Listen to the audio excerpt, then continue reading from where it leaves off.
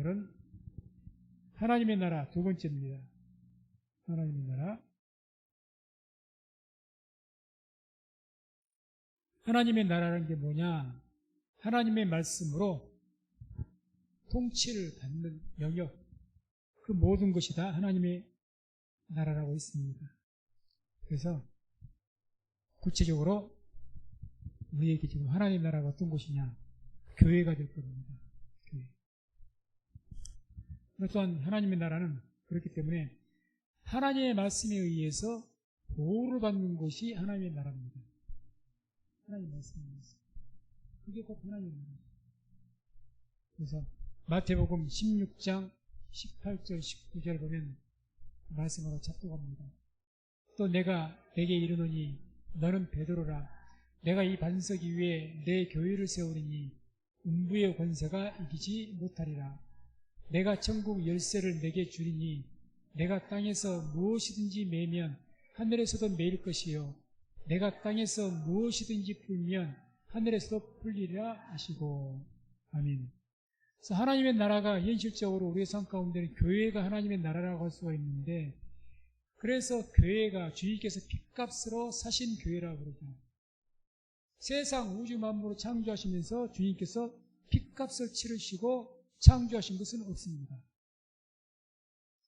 오직 교회를 세우실 때 핏값을 치르시고 세우셨습니다. 그러면 이렇게 생각해 보죠. 우주 만물을 창조한 것이 어마어마하게 큰 역사인데 그 우주 만물을 창조하셨을 때 성경을 보면 말씀으로 창조하셨습니다. 핏값을 치렀다는 말은 없습니다. 그런데 교회를 세울 때는 핏값을 세우셨다. 이것을 깊이 생각하면 교회가 얼마나 소중한 것인가. 세상은 교회가 적고 교회라는 것을 별볼일 없게 생각합니다. 세상 정부나 세상의 큰 기업이나 이런 기업들, 거기에는 돈도 있고 명예도 있고 권세도 있고 대단하게 보입니다. 교회는 권세 있습니까? 물론 큰 교회는 재산도 많이 있죠. 그러나 세상 사람들이 오늘날 교회를 멸시할 때 교회가 적어서 멸시를 합니까? 교회가 힘이 없어서 멸시를 합니까? 우리나라 한국교회는 세계에서 10번째까지 큰 교회가 한국교회가 다 있습니다. 서울의 소망교회 같은 경우는 옛날 이명박 대통령 때는 우리나라 정부 행정부가 거기에 다 있었습니다. 대통령, 총리, 각부 장관들이 거기에 다 다녔어요. 지금도 많은 정치인들이 거기 다닙니다. 어마어마한 곳이 교회예요. 그런데 교회는 어떻게 됩니까? 지금 완전히 소금이 제맛을 잃어가지고 세상에서 짓밟히고 있습니다. 권세가 없어서도 아니요, 돈이 없어서도 아닙니다. 힘이 없어서가 아닙니다. 거룩성을 잃었기 때문입니다. 하나님의 나라가 되지 못하기 때문에, 하나님의 나라가 되어야 돼. 하나님의 나라가 못 되는 거예요. 그러니까 멸시받죠. 하나님의 나라가 하나님의 나라와 같이 보여야 되는데 하나님의 나라가 세상 나라하고 똑같은 거예요. 누가 그 교회를 존중하겠습니까? 예수 믿는 사람이 믿지 않는 사람과 똑같아요. 말하는 것이나 생각하는 것이나 행동하는 것이나. 누가 그 성도를 존중할까요? 나보다 힘없으면 짓밟는 것이죠. 그래서 우리는 이 하나님의 나라, 그런 하나님의 나라를 우리를 통해서 하나님께서는 하나님의 나라를 이루기를 원하십니다. 그런 하나님의 나라를 우리 성교회 모든 성도님들, 우리 한 사람 한 사람이 그 하나님의 나라를 이루어갈 수 있는 그런 성도님들 되시기를 주의 이름으로 축원을 드립니다. 그래서 하나님의 나라가 되면, 거룩한 나라가 되면, 한마디로 이게 전제가 돼야 됩니다. 그러면 음부의 권세가 이기지 못합니다. 그게 오늘 말씀입니다. 이게 전제가 돼야 됩니다. 성도가 성도답게 되면 음부의 권세가 우리 이기지 못합니다. 악한 마귀가 우는 사자와 같이 두루다니 산길째 찬달지라도 절대 우리 못 삼킵니다. 왜? 거룩한 성도니까. 하나님의 자녀를 감히 어떻게 해봅니까? 아무리 병들고 약하고 못났다 할지라도 절대 어떻게 해볼 수가 없습니다. 그런데 언제 해봅니까? 그런 거룩성을 잃어버리면 아무리 그 사람이 똑똑하고 돈이 많고 해도 항상 시기하고 질투하고 힘만 있으면 눌러버립니다. 기회만 있으면. 그런데 하나님의 나라의 모습을 간직하고 있으면요, 아무리 힘이 없어 보여도 함부로 못합니다. 뭔가 어떤 두려움이 있는 거죠. 그런 것이 교회가 되어야 됩니다. 그렇게 될 때 음부의 권세가 이기지 못할 것이다, 이렇게 말씀하시고, 또 한 가지는 천국 열쇠를 주겠다고 하십니다. 천국 열쇠. 천국 열쇠가 뭡니까? 예수의 이름으로 기도할 수 있는 권세가 천국 열쇠입니다. 그래서 땅에서 너희가 풀면 하늘에서도 풀릴 것이고, 땅에서 매면 하늘에서도 매일 것이다. 맺고 푸는 권세라는 거죠. 그게 어디에 줬습니까? 교회, 거룩한 교회, 거룩한 성도들에게 음부의 권세가 이기지 못하죠. 맺고 푸는 권세가 있죠. 그게 언제? 하나님의 나라가 되어졌을 때 전쟁입니다. 무조건 그냥 믿고 무조건 이렇게 하면 정말 하나님의 나라가 되었을 때, 그래야 너희 안에 하나님의 나라가 있다, 우리 안에 그런 하나님의 나라가 이루어졌을 때 비로소 그런 하나님의 특별하신 보호와 권세와 능력이 교회 가운데 나타날 줄로 믿습니다. 그럼 이와 같이 우리가 이제 하나님의 나라를, 그런 나라를 누려야 되겠죠. 천국에 들어가는 것과 하나님의 나라를 누리는 것은 다른 이야기입니다. 천국으로 가는 것은 우리 육신이 죽어서 영원한 나라에 가는 것이고, 하나님의 나라는 이 땅에서 이루어져야 될 것입니다. 이 땅에서. 영원한 나라가 아닙니다, 하나님의 나라는. 그래서 성경은 하나님의 나라와 천국을 구분합니다. 성경 원어도 다르고 한국말도 다르고. 하나님의 나라는 우리가 이 땅에서 이루어 나가야 될 그 나라예요. 이게 이제 이걸 이루기 위해서 우리가 선교적인 사명을 가지는 거죠. 계속 하나님을 확장하기 위해서. 확장뿐만 아니라 거룩한 나라로 세워나갑니다. 거룩한 나라. 거룩한 공교회로 세워나가야 되죠. 내가 거룩하니 너희도 거룩할지어다. 하나님이 거룩하시니 주의 핏값으로 사신 교회가 거룩해야 될 줄로 믿습니다. 그래서 우리 개개인도 마찬가지고 우리 성문교회가 항상 기도하실 때 거룩한 성도, 거룩한 교회가 될 수 있도록 항상 기도하시고 그렇게 믿음으로 정진하시기를 주의 이름으로 축원을 드립니다. 그래서 이와 같이 되기 위해서, 하나님 나라를 누리기 위해서, 들어가기 위해서 어떻게 되냐? 먼저 회개해야 됩니다. 회개를 해야 돼요. 가장 중요한 것이 회개입니다. 기본이 회개죠. 마태복음 21장 30절 31절 함께 합독합니다. 둘째 아들에게 가서 또 이같이 말하니 대답하여 가로되 실소이다 하더니 그 후에 뉘우치고 갔으니 그들 중에 누가 아비의 뜻대로 하였느냐? 가로되 둘째 아들이니이다. 예수께서 저희에게 이르시되 내가 진실로 너희에게 이르노니 세리들과 창기들이 너희보다 먼저 하나님의 나라에 들어가리라. 아멘. 지금 누가 먼저 하나님의 나라에 들어간다고 합니다. 세리와 창기가. 세리와 창기는 유대인 사회에서 죄인들의 대명사입니다. 근데 너희들이 아니라, 바리새인들이나 너희들이 아니라 이 세리와 창기들이 먼저 들어갈 것이다. 그 전제가 뭡니까? 뉘우치고 회개하는. 세리와 창기일지라도 먼저 회개하고 뉘우치면 하나님의 나라에 들어간다는 이야기입니다. 그 하나님은 누가 들어간다는? 회개하는 거. 그래서 우리 신앙생활에서는 회개가 가장 첫째입니다. 3세대. 시시로 하나님 앞에 마음을 토하라고 했죠. 순간순간 내가 조금이라도 마음을 캥기는 것이 하나님 앞에서 죄송스러운 것이 있으면 길을 가다가라도 회개하십시오. 길을 가다가. 하나님, 내가 또, 우리가 사실 죄를 짓는 거 보면 제 자신 같은 경우도 하게 되면 짓는 죄를 또 짓습니다. 어떤 꼭 그 부분이 있어요. 그걸 넘길 경우도 있고 못 넘기고, 그 고비를 못 넘기고 또 그 대목에서 똑같은 죄를 또 짓습니다. 그때마다 자신에게 대해서 실망도 하고 화도 나고 막 그러지만 아무튼 간에 주님 앞에서 하루에 수십 번, 수백 번을 회개한다 할지라도 죄를 짓지 않는 것보다 더 중요한 것이 회개하는 겁니다. 수시로 회개하십시오. 회개하고 자백하면 하나님께서 자꾸 우리의 마음을 깨끗게 하시고 점점 더 그 회개를 통해서 우리를 성결케 인도하셔서 하나님의 나라에 들어가는 것에, 하나님의 나라를 누리는 것에 합당한 자가 되게 하실 줄로 믿습니다. 회개. 두 번째로 말씀 통해서 보게 되면 하나님의 나라에 들어가기 위해서는 의를 얻어야 됩니다. 의죠. 고린도전서 6장 9절에서 11절을 봅니다. 함께 합독합니다. 불의한 자가 하나님의 나라를 유혹으로 받지 못할 줄을 알지 못하느냐. 유혹을 받지 말라.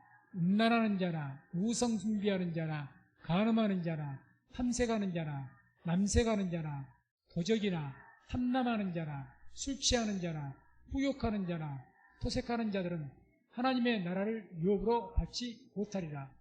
너희 중에 이와 같은 자들이 있더니 주 예수 그리스도의 이름과 우리 하나님의 성령 안에서 씻음과 거룩함과 의롭다 하심을 얻었느니라. 아멘. 만약에 9절 10절만 읽고 11절을 우리가 모른다면 참 기가 막힐 겁니다. 하나님 나라에 들어가야 되는데 뭐 보게 될 게 음란하는 자나 우상숭배, 간음하는 자, 탐색하는 자, 남색하는 자 이런 내용들 쭉 읽어보게 되면 우리에게 해당된 것들이 많거든요. 이런 내가 죄악 가운데 항상 이런 죄를 짓는 것은 아니지만 이런 죄를 지을 때가 맞는데 그럼 나는 하나님의 나라에 들어가기 틀렸네. 굉장히 비관적일 겁니다. 11절에가 소망이죠. 11절에 뭐라고 합니까? 너희 중에 이와 같은 자들이 있더니 주 예수 그리스도의 이름과 우리 하나님의 성령 안에서 씻음과 거룩함과 의롭다 하심을 얻었느니라. 뭘로 하나님의 나라에 의를 얻고 하나님의 나라에 들어간다는 겁니까? 예수의 이름을 믿어서. 하나님께서 우리에게 요구하시는 의는요, 율법의 의가 아닙니다. 율법 행함의 의를 요구하시는 것이 아니라 예수를 믿는 믿음의 의를 요구하십니다. 그 믿음의 의가 있으면 하나님의 나라를 들어가게 되고 하나님의 나라를 누리게 되는 그런 자격과 권세가 있는 줄로 믿습니다. 그 의를 얻어야지. 이미 우리 모두는 이러한 것들을 다 지금 얻고 있는 그런 의들입니다. 세 번째로 하나님의 나라에 들어가기 위해서는 성령의 열매를 나타내야 한다고 합니다. 성령의 열매. 갈라디아서 5장 20절 23절입니다. 같이 읽습니다. 우상 숭배와 술수와 원수를 맺는 것과 분쟁과 시기와 분냄과 당 짓는 것과 불리함과 이단과 투기와 술취함과 방탕함과 또 그와 같은 것들이라. 전에 너희에게 경계한 것 같이 경계하노니 이런 일을 하는 자들은 하나님의 나라를 유업으로 받지 못할 것이요 오직 성령의 열매는 사랑과 희락과 화평과 오래 참음과 자비와 양선과 충성과 온유와 절제니 이 같은 것을 금지할 법이 없느니라. 아멘. 이 말씀도 21절까지 가보게 되면 다 우리의 육신의 열매를 말한 것 아닙니까? 여기까지만 끝났으면 우리에게는 소망이 없겠죠. 그런데 성령의 열매를 이야기합니다.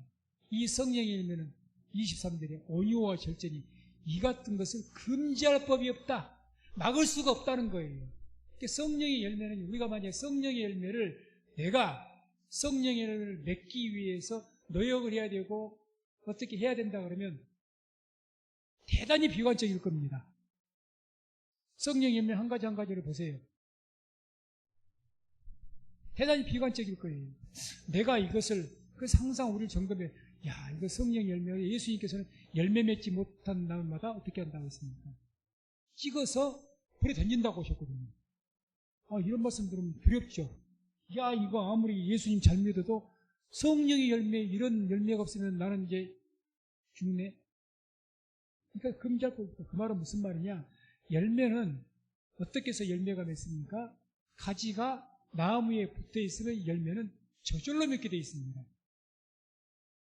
저절로. 그래서 우리는 믿음의 생활 살아갈 때 우리가 무슨 세상에서 어떤 우지적으로 성령의 열매를 맺으려 하기보다는 뭘로 해야 됩니까? 예수 그리스도의 몸에 그 나무에 잘 붙어서 그 나무 안에 있는 진흙을 계속 진액, 그 나무에서, 그 뿌리에서부터 나무에서부터 오는 그 생명의 진액을 계속 우리가 흡수하면 자연스럽게 성령의 열매는 맺게 될 줄로 믿습니다. 내 말이 영이요 생명이라 했지 않습니까? 주의 말씀. 그 말씀부터 계속해서 진액을 받는 거예요.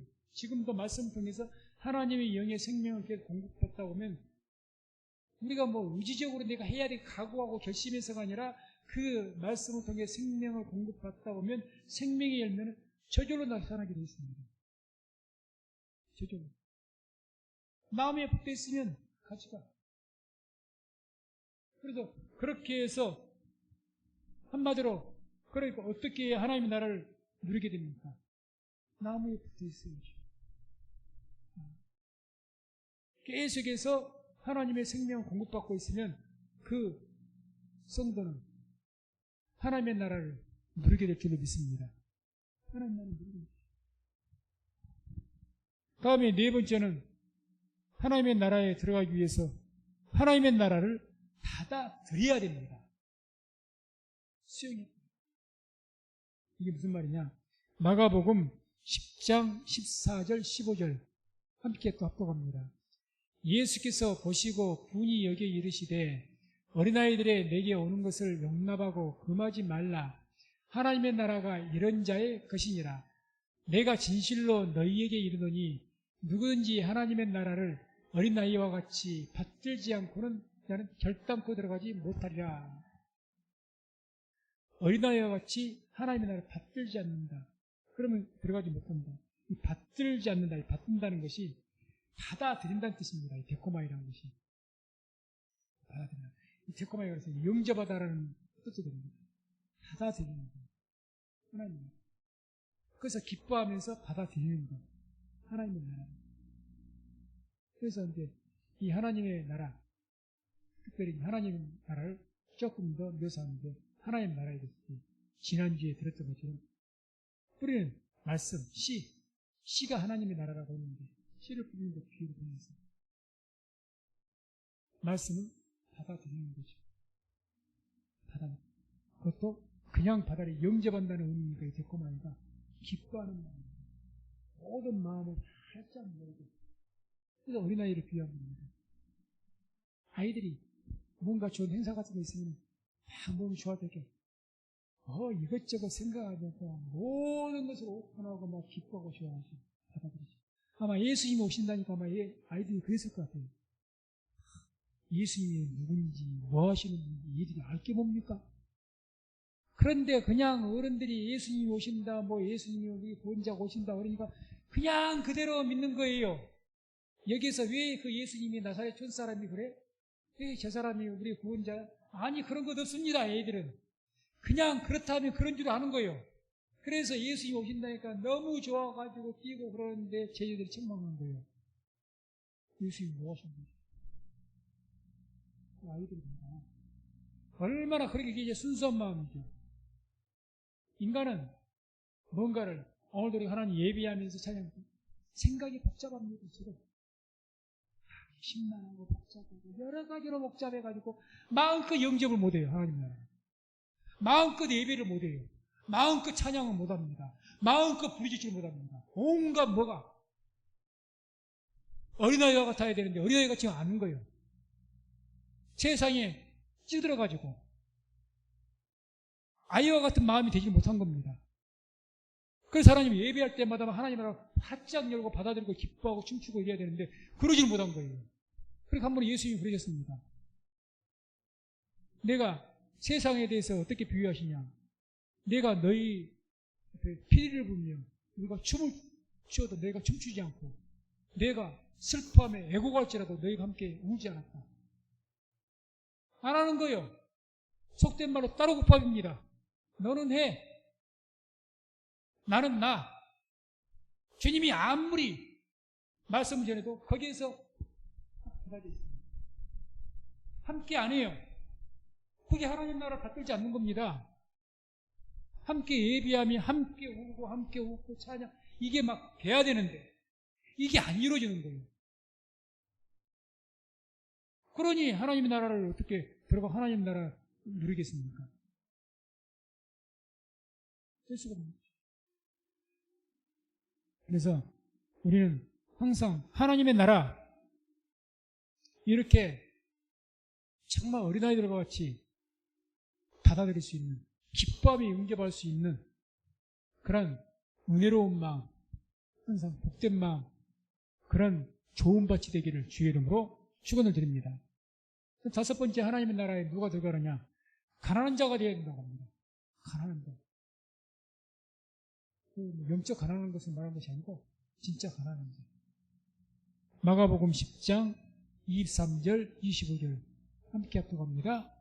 예수께서 들러보시고 제자들에게 이르시되 재물이 있는 자는 하나님의 나라에 들어가기가 심히 어떠다 하시니 제자들이 그 말씀에 놀라는지라.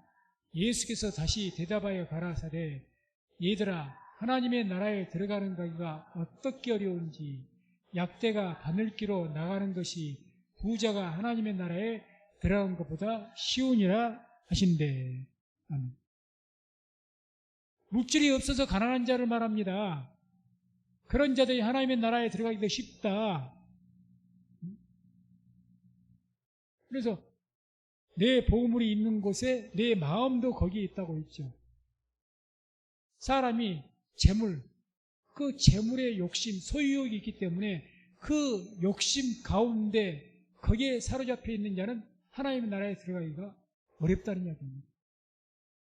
단순히 부자, 아니 이런 욕심에서 초월하면 부자라도 상관이 없어요. 왜? 그 부자로서 얼마든지 더 좋은 일을 많이 하니까. 그런 분들도 사실 많이 있으니까. 얼마나 기부도 많이 하고 좋은 일을 많이 합니까?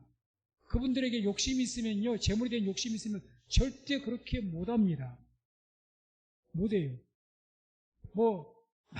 그냥 많이 하고 적게 하고 이게 문제가 아니라 그 주님께서 요구하시는 것은 부자라는 그 개념이 뭐냐? 마음이 욕심이 많다는 겁니다. 소유욕이. 그러니까 그런 사람들은 없는 중에서도 없는 것에서 아낍니다. 막 버들버들 떱니다. 그게죠. 적은 것에 욕심이 붙들려가지고. 그런 사람도 하나님 나라에 들어가기 힘듭니다. 항상 물질이 적은 것 때문에 시험이 들거죠. 그 문제가 되는 거죠. 그래서 우리는 하나님 나라 들어가기 위해서는 자족하는 마음이 그래서 있어야 되는 겁니다. 아울의 자몽. 하나님, 내가 두 가지를 함께 기도합니다. 나를 부하게도 마시고, 나를 가난하게도 마시고, 오직 내게 살아가는데 부족함이 없도록 살게 해주십시오. 그게 아울의 자문의 기도 아닙니까? 그러니까 이것은 뭘 말하느냐? 내가 자족하는 마음을 갖는 것은 일단 내가 능력 있는 사람이야 당연히 재물이 많이 원통이 오게 쌓이게 되죠.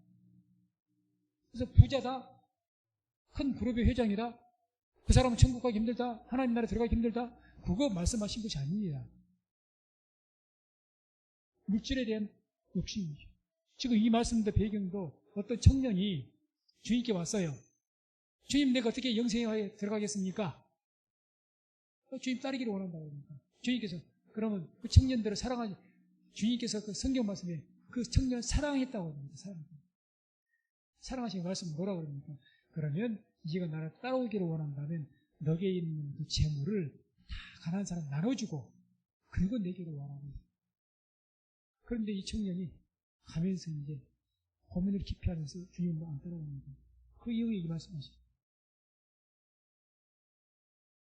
재물에 욕심이 잡혀 있으면요, 하나님의 나라가 멀어집니다. 욕심. 많고 적음을 따라서. 욕심이라는 게 있습니다. 또 우리가 하나님께 여기 계신 분들, 다 하나님께 10의 1조니 하나님께 다 예물 드립니다. 내가 물질에 욕심이 있으면요, 그거 구별을 못 합니다. 어디에서 시험 듭니까? 구별할 때. 우리 하나님께 예물 드릴 때는 항상 구별하는 정신이 있어야 돼요. 하나님께 예물 드리는 게 예물이지 뇌물이 아니고 우리의 기분에 따라서 감정에 의해서 내 기분 좋으니까 예물하고 기분이 나쁘면 안 하고 우리가 하나님께 뭐 용돈 드릴 일이 있습니까? 하나님께 드린 것은 예물 그렇게 말해요. 예물입니다. 예물. 예물은요 구별해야 됩니다. 그래 구별한다고 해서 이것이 내게 삶에서 갑자기 경제적으로 어렵게 하나님께 구별되어진 것은 그대로 드리는 거예요. 그렇게 그게 예물이 예물답게 되는 겁니다. 인색하는 마음으로 안 해야 되고 자원해서 즐거운 마음으로 믿음으로 딱 구별해서. 그런데 욕심을 갖게 되면 어떻게 됩니까? 기분 좋을 때 은혜가 될 때는 딱 드린다고 생각합니다. 그런데 살아가다가 어려운 일이 있고 내 기분이 상한 일이 있어. 그러면 뭐 적게 드립니다. 하나님 앞에 용돈 들 일입니다. 우리가 하나님께 내 감정에 따라서 해서는 절대 안 됩니다. 기분이 좋아서 더 하고 기분이 나쁘니까 안 하고 그건 예물의 성격을 잃어버립니다. 그렇게 하면 안 됩니다. 정해진 거예요. 정해진 거. 예배도 마찬가지죠. 정해진 겁니다. 내가 은혜가 되니 예배를 드리고 은혜가 안 되니까 아예 예배 못 드려. 예배를 예배답게 드리는 것이 아니죠. 그건 뭐 그렇게 내 기분에 따라서 하는 것을 취미생활이지 그렇게 어떻게 예배입니까? 그러니까 욕심, 그러니까 뭘 지적하신 것이냐?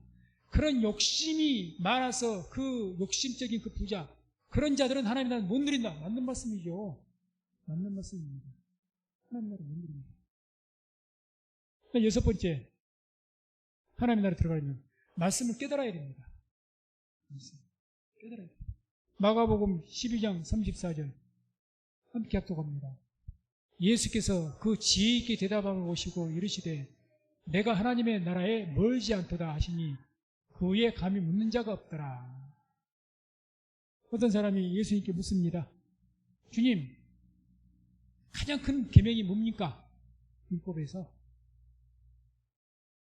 그래서 너는 그러면 무엇이라고 생각하냐고 물었어요. 주님께 다시 재질문을 했습니다. 그때 이 사람이 그 율법 말씀은 하나님을 먼저 사랑하는 것이고 또 이웃을 사랑하는 것입니다. 너무 정확하게 이야기한 거예요. 그러니까 하나님이 기뻐하시면서 그렇게 지혜 있게 대답하시는 것이고 이가 하나님의 나라에 멀지 않다. 말씀은 지금 율법을 깨뚫고 있는 거예요. 다들 율법에 대해서 안식을 지키는 것, 할례하는 것 이런 외형적인 것만 집중하고 그걸 안식일 안 지키면 돌로 쳐서 죽이려고 그러고 예수님도 안식일 안 지킨다고 난리 아니었지 않습니까? 할례를 안 하면 그냥 막 난리고 그 외형적인 것에 치우쳐갖고 그래서 율법은 네가 지켰냐 안 지켰냐 이거 가지고 율법은 하나님께서 우리를 살리기 위해서 주신 것인데 율법 가지고 죽이고 있는 것 아닙니까? 그러고 있는데 이 사람은 율법에 대해서 너는 그럼 뭐가 가장 큰 계명이라고 생각하냐고 주님께 되물으시니까 정확하게 이야기한 거예요. 이거 하나님 나라에 멀지 않다. 말씀 깨달아야 돼. 말씀 깨달아야 돼. 하나님 나라에 누리기 위해서는요 말씀을 깨달아야 됩니다. 성경 66권이 기록되어 있는 성경 66권. 이게 우리가 좋게 계속해서 하나님 말씀에서 그 성경의 진리는요, 그렇게 복잡하지 않습니다. 복잡하지 않아요. 그래서 성경의 흐름을 맥을 뚫을 수가 있어야 돼요. 그게 뭔지. 그래서 한 가지 예로는 뭐 이런 것이죠. 성경은, 구약 성경은 오실 메시아에 대해서 증거한 것이다. 신약 성경은 오신 메시아에 대해서 증거한 것이다. 계시록은 다시 오실 메시아를 증거한 것이다. 예수께서 뭐라고 하셨습니까? 이 성경이 곧 누구에 대해서 증거한 거라고요? 내게 대해서 증거한 거였지 않습니까? 그러니까 어떻게 그런 모든 어떤 것을 통렬하게 꿰뚫을 수 있는 그런 말씀을 깨닫는 지혜가 있어야 된다는 거죠. 그래야 하나님의 나라를 누리게 됩니다. 그 성경에 어떤 말씀을 보든지 그 흐름이 맥락이 있으니까 그 흐름에서 흘러가거든요. 이게 성경은요, 66권인데, 우리가 사람이 한 몸이죠. 머리가 있고, 손과 발이 있고, 다 각 지체가 다 있는데, 머리 끝을 바늘로 찔러도 빨간 피가 나오고요, 저 발끝을 바늘로 찔러도 빨간 피가 나옵니다. 왜? 우리를 관통하는 게 뭡니까? 우리 생명을 주장하는 것이 피거든요. 성경도 여러 가지 역사 이야기에서부터 예언서에서부터 여러 가지 이야기들이 쭉 나오지만, 가르침도 있지만, 거기에 흐르는 피와 같은 흐르는 생명이 있다는 거죠. 이걸 성경에 뭐가 있고 뭐 역사의 내용이 스토리를 많이 아는 것보다도 그 스토리를 통해서 흐르는 맥이 있다는 겁니다. 그게 이제 예수 그리스도다. 그런 어떤 흐름을 깨달을 수 있는 그런 지혜가 있어야 하나님의 나라를 누리게 되는 거죠. 진리를 알 수 있는. 진리가 너희를 어떻게 한다고요? 자유케 할 것이다. 그 진리를 깨닫게 되면 그냥 이거 율법에 매여갖고 쿵쿵거리지 않고 이게 한쪽으로는 좌우로나 우리가 치우치지 않고 막 영적으로 자유하는 겁니다. 그렇게 되시기를 주의 이름으로 축원해 드립니다. 다음에 이제 7번째는 하나님의 나라에 들어가기 위해서는 먼저 하나님의 나라를 구해야 됩니다. 먼저죠, 먼저. 그래서 여기서 먼저 그의 나라가 그러고 프로톤이라고 해서 최우선적으로 가장 첫째로 최상급이라고 표현합니다. 최상급. 그런 표현이죠. 누가복음 9장 60절 62절 함께 합독합니다. 가라사대 죽은 자들로 자기의 죽은 자들을 장사하게 하고 너는 가서 하나님의 나라를 전파하라 하시고 또 다른 사람이 가로되 주여 내가 주를 쫓겠나이다마는 나로 먼저 내 가족을 작별케 허락하소서. 예수께서 이르시되 손에 쟁기를 잡고 뒤를 돌아보는 자는 하나님의 나라에 합당치 아니하니라 하시니라. 아멘. 손에 쟁기를 잡고 뒤를 돌아본다. 왜 손에 쟁기를 잡고 있다니? 한참 일을 하고 있다는 거예요. 한참 일을 하다가 왜 자꾸 뒤를 돌아보느냐? 일을 멈추고 뒤를 돌아보느냐? 왜 그런 줄 아십니까? 먼저 해야 될 일을 구별하지 않기 때문에 그렇습니다. 그게 먼저 항상 최우선순위를 정하라고 해야 합니다. 우선순위. 내가 어떤 일을 할지라도 많은 일을 내가 해야 될 일이 있습니다. 여기에 우선순위를 정하지 않으면 어떻게 일을 하게 되느냐? 급한 순서대로 일을 해버립니다. 그러니까 급한 순서가 급한 일이 막 한두 가지입니까? 안 급해질 것도 급해지는 것이고. 그러니 정작 해야 될 일을 못 해버립니다. 그러니까 꼭 해야 될 일을 뒤로 밀러가 버린 거예요. 급한 순서가 아니라 우선순위죠. 먼저 귀한 거, 가장 소중한 거 먼저 해야지. 그런 어떤 것이 돼 있지 않으면요, 하나님의 나라 누리기가 힘듭니다. 왜? 항상 하나님의 나라의 일은 뒤로 밀릴 거다. 오늘 말씀도 그 이야기죠. 나를 따라오라. 그러니까 장사, 어떻게 보면 인간적인 상식에는 맞는 이야기 같은데,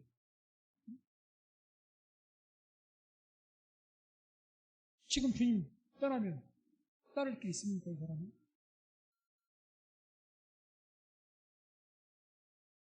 그러니까 뭐가 너에게 귀한 일이냐? 죽은 사람 장사 지는 일이 귀한 일이냐? 하나님의 나라 따른 일이 귀한 일이냐? 나에게 가치관이 생겨야죠. 내 삶 속에서 뭐가 귀한 일이냐? 이것부터 우리가 먼저 정해야 됩니다. 마음을 정해야죠. 내 인생에서 믿음 지키는 것보다 더 귀한 것이 없다. 그렇게 생각한다면. 그 믿음을 지키기 위한 어떤 일은 그냥 우선순위가 다 돼 있어야 돼요. 정해져 있어야 됩니다. 그러니까 여기에 대해서는 우선순위가 저기 어떤 마음이 생깁니까? 다른 그 외의 것들이 먼저 우선순위 관련 예외가 없습니다. 이미 마음이 확정되고 정해지기 때문에 갈등이 없어요. 하기로 돼 있거든요. 그러니까 주일 예배를 드린 것도 마음에 정해졌어요. 11조 하는 것도 마음에 정해졌어요. 그러니까 갈등이 없어요. 당연하게 주일날 어떤 일이 있어도 다 배제해버린 거예요. 왜? 정해져 있으니까. 안 정해놓으면 어떻게 됩니까? 안 정해놓으면 그 일을 당할 때마다 갈등이 생깁니다. 이거 오늘 갑자기 일 터졌는데 어떡하지? 왜 갈등이 있죠? 안정이 있으니까. 이미 정했으면 사전에 차단해버리고 갈등도 없어요. 갈등이 없습니다. 그래서 하나님의 나라를 누리기 위해서는 우선순위를 정해야 되는 거예요. 그래야 내가 마음 확정 안 하면 신앙생활 이 우선순위를 안 정해놓으면요. 신앙생활 하면서 내내 어떤 고통을 받는 줄 아십니까? 삼손이 하나님과 들릴라 사이에서 그 마음이 죽을 지기였다고 해서 항상 마음이 죽을 지기입니다. 항상 하나님께 송구스럽고 길을 못 펴고 그러는 거죠. 내가 또 이랬구나 또 이랬구나. 안 정해줬으니까 딱 정해버려야죠. 그리고 나서 거기에 대해서 내가 정해놓으면 이 정해진 것을 무너뜨리면서 막 싸우는 거죠. 안 돼 하고 절대 안 돼 딱 그래버리는 거죠. 그리고 절대가 없는 거예요. 절대. 그게 있어야죠. 그 다음 8번째 거듭나야 되죠. 거듭나. 요한복음 3장 3절 5절 예수께서 대답하여 가라사대 진실로 너희에게 이르노니 사람이 거듭나지 아니하면 하나님 나라를 볼 수 없느니라. 니고데모가 가로되 사람이 늙으면 어떻게 날 수 있었나이까? 두 번째 모태에 들어갔다가 날 수 있었나이까? 자, 사람 물과 성령으로 거듭나야 됩니다. 물과 성령. 그래서 영적인 존재로 내가 육적인 사람에서 영적인 존재로 새롭게 태어나야 된다는 거죠. 그 말이 무슨 말이냐? 영적 존재로 내가 태어나야 영적인 하나님의 나라를 보는 눈이 열리게 됩니다. 그래서 저는 이 거듭남에 대해서 얘기할 때 한 예로 드는 것이 철이 든다고 하죠. 우리 나이. 철이 없을 때는 어떡합니까? 조금 더 부모의 마음을 몰라줘요.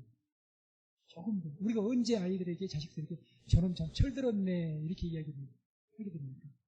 부모 속마음을 좀 이해를 해줬을 때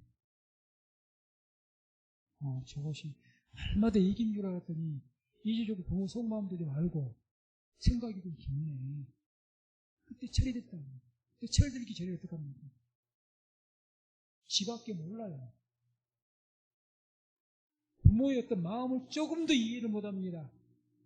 그러니까 여자들은 아이를 낳아봐야 엄마의 마음을 좀 안다고 하잖아요.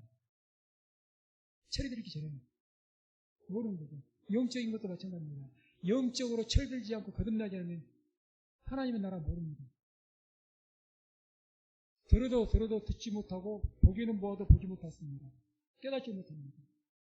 영적인 철이 안 들었어. 당연히 거듭나야죠. 이게 뭘로 된다고요? 물과 성령. 물은 물세례, 회개 세례를 말하는 것이고 성령, 하나님의 성령 세례로 물세례와 성령 세례로 거듭난 줄로 믿습니다. 거듭나서 내 영이 거듭나 그래야 비로소 하나님의 나라가 보이기 시작하고 하나님의 말씀이 들리기 시작합니다. 들려집니다. 영적 주파수가 맞는 거죠. 내내 세상적인 주파수에 맞춰갖고 세상적인 것은 밝히 알다가 영적인 주파수를 안 맞춰놓으니까 영적 주파수 틀리니까 전혀 못 알아듣는 거예요. 근데 거듭나고 영적 주파수가 확 열렸네. 그러니 이제 하늘의 음성이 들리기 시작합니다. 보이기 시작합니다. 그렇게 돼야 비로소 하나님의 나라를 볼 수가 있다는 거죠. 고린도전서 15장 49절 50절 보면 이렇게 말씀합니다. 함께 합독합니다. 우리가 흙에 속한 자의 형상을 입은 것 같이 또한 하늘에 속한 자의 형상을 입으리라. 형제들아 내가 이것을 말하노니 혈과 육은 하나님 나라를 유업으로 받을 수 없고 또한 썩은 것은 썩지 아니한 것을 유업으로 받지 못하느니라. 아멘. 혈과 육은 하나님 나라 볼 수 없습니다. 하나님의 형상 우리가 입어야지. 하늘에 속한 자의 형상을 입어야지. 그다음 마지막 9번째 하나님 나라 들어가기 위해서는 고난을 겪어야 됩니다. 사도행전 14장 22절 함께 합독합니다. 제자들의 마음을 굳게 하여 이 믿음에 거하라 권하고 또 우리가 하나님의 나라에 들어가려면 많은 환난을 겪어야 할 것이라 하고 아멘. 우리가 하나님의 나라에 들어가려면 어떻게 해요? 많은 환난을 겪어야 할 것입니다. 하나님의 나라에 들어가려면요 믿음의 실은 거쳐야 됩니다. 믿음이 싫어요. 반드시 믿는 사람에게 따라오는 것이 십자가의 고난인데 십자가의 길을 가지 않고 좁은 길을 가지 않고 하나님의 나라에 들어가겠다고요. 성경이 그렇게 말씀합니까? 다 주님을 따라올 때 십자가를 지고 따라오라고 하잖아요. 좁은 길로 가라고 하지 않습니까? 그게 뭘 말한 거예요? 고난의 길을 가라는 것 아닙니까? 고난의 길을 거쳐야 하나님의 나라에 들어가고 하나님의 나라를 누리게 될 수 있는 은혜가 있는 겁니다. 그러니까 고난이 내게 유익이라고 그러는 거예요. 고난의 길을 거쳐야 돼요. 거쳐야 됩니다. 데살로니가 후서 1장 4절 5절에도 함께 합독합니다. 그리고 너희의 참는 모든 핍박과 환난 중에서 너희 인내와 믿음을 인하여 하나님의 여러 교회에서 우리가 친히 자랑하니라. 이는 하나님의 공의로운 심판의 표요 너희로 하여금 하나님 나라에 합당한 자로 여기심을 얻게 하려 함이니 그 나라를 위하여 너희가 또한 고난을 받느니라. 아멘. 하나님 나라에 합당한 자로 여기심을 얻게 하기 위해서 그 나라를 위해서 너희가 고난받는다. 고난을 좋아하는 사람은 없겠지만 하나님께서 우리에게 요구하신 것은 반드시 믿음의 고난을 거쳐라는 겁니다. No cross, no crown이라는 말이 있습니다. 고난이 없으면 no cross, 십자가가 없으면 no crown, 영광도 없다는 겁니다. 믿는 사람들이 그저 꽃길만 걷기를 원한다? 기복신앙이고 완전히 잘못된 우상종교입니다. 성경은 분명하게 요구합니다. 십자가를 요구하죠. 예수를 믿으면 당연히 따라오는 거니까 이것은. 언젠가도 제가 이야기를 했던 걸로 기억을 하는데 곤충학자 중에 유명한 사람 장앙리 파브르라는 그런 곤충학자가 있습니다. 이분이 곤충을 연구하다가 나방이 이제 과정에서 번데기 그 과정에서 나와서 나방이 되잖아요. 애벌레를 거쳐서. 그래서 이 뇌고치를 관찰하고 있는데 이 나방이 나오려고 하면서 비집고 나오려면서 그렇게 힘들게 잘 못 나오더라는 거예요. 그러니까 그것이 좀 안쓰러워서 넷스로 그 뇌고치를 찢어가지고 쉽게 나올 수 있도록 도와줬다는 거예요. 그런데 어떤 결과가 벌어졌습니까? 날지를 못하더라고요. 왜 날지 못하느냐 했더니 이 나방이 그 뇌에서 온몸으로 몸부림쳐서 그 찢고 나와야 되니까 얼마나 힘들겠습니까? 그러면서 그 안에 있던 날개에 있던 뭐 찌넥 같은 거 이런 것들이 싹 마른답니다. 그 과정에서. 그래서 날개가 싹 말라버리니까 훌훌 돌고 나가버린 거예요. 그런데 그 과정을 생략해버린 거예요. 그러니까 그대로 그 찌넥 같은 거 절여가지고 이게 펴지나요? 못 날더라는 거죠. 우리가 하나님 나라에 들어가는 것이 그렇습니다. 하나님 나라에 들어가는 것이 나방이 애벌레 기어다니는 존재가 하늘은 날게 되는 존재가 되는 겁니다. 완전한 이것은 대변신이죠. 대변신. 그 흉측한 애벌레가 화려한 나비가 되는 겁니다. 대변신입니다. 그 과정에서 반드시 번데기 과정을 거쳐야 되고 거기에서 그 찢고 나온 고통이 있어야 되는 거예요. 우리가 똑같습니다. 하나님 나라에 들어가는 것. 정말 날개를 활짝 핀 그런 모습의 영광스러운 모습으로 들어가는 겁니다. 그냥 되어진 것이 아니라는 거죠. 고난을 거쳐야 됩니다. 오늘 말씀을 맺도록 합니다. 하나님의 나라에 들어간다는 것, 이 하나님의 나라는 들어가는 것은 오늘 약속 말처럼 그 하나님의 나라에 들어가면 음부의 권세가 이기지 못하는 권세가 있을 것이고 천국 열쇠가 주어지는 놀라운 하나님의 능력과 권세가 있는 곳입니다. 거기에 들어가는 거죠. 그래서 오늘 말씀 드린 것처럼 이런 어떤 과정, 그런 과정이 거쳐져야 비로소 우리가 하나님의 나라에 들어가고 또 그 하나님의 나라를 누리게 될 줄로 믿습니다. 우리 신앙의 목적은 그 하나님의 나라에 들어가서 그 권세와 영광을 누리는 삶을 사는 거죠. 그런 믿음을 가지고 항상 기도하시면서 더욱 하나님의 은혜와 영광 가운데 살아가시기를 주의 이름으로 축원을 드립니다.